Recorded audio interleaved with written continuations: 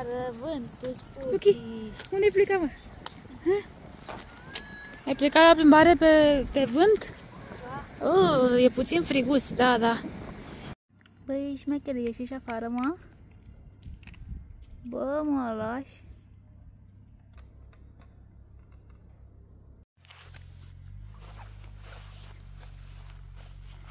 Aoleu, bate vântul. Bate vântul. Ia uite. Ia uite ce bate vântul, bă. Ia uite ce bate vântul. De ce miauni? Ce ai? Ce nu-ți convine? Încotro. Încotro, băi, panteruțo. Faci ce faci, tot la iarbă te duci. Da, da.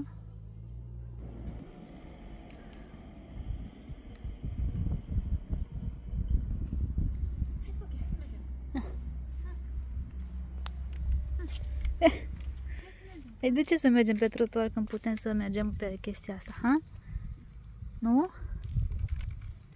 Da, uite.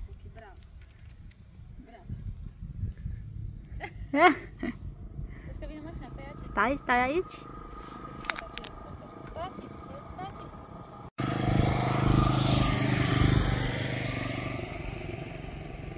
Dimineața pe răcoare, eu ies cu pisicul la plimbare. Numai? Păi da? Nu e chiar dimineața, dar mă rog. Tot aia.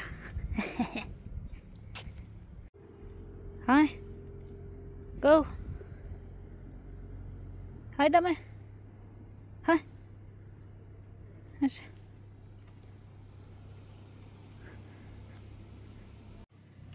Ha! Mă gândeam că... hai că mă gândeam bine, că e la dreapta. Nu, nu, nu. Nu, nu. Ha! Hai pe acolo, hai. Așa, Spooky, bravo, Spooky meu. Ce bate vântul. Hai.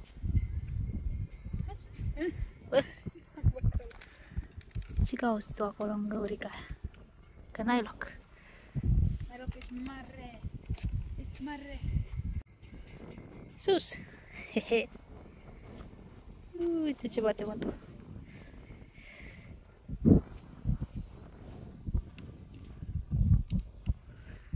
Hai mă că nu-ți face nimic. Ce te speria așa? Ridică coada. Ridică coada. Ridică coada. Bine că te pup, te pup. Au, te că picăm. Hai să mai aici pe chestia. Ce faci, bebicule? Bibică mea.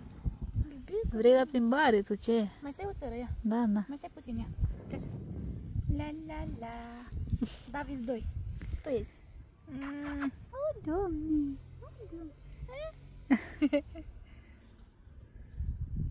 Go.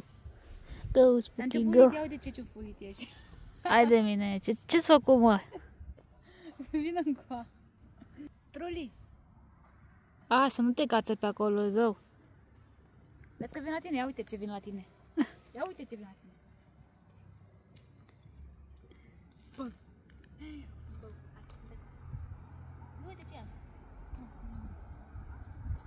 Hai la Ana, du-te la Ana.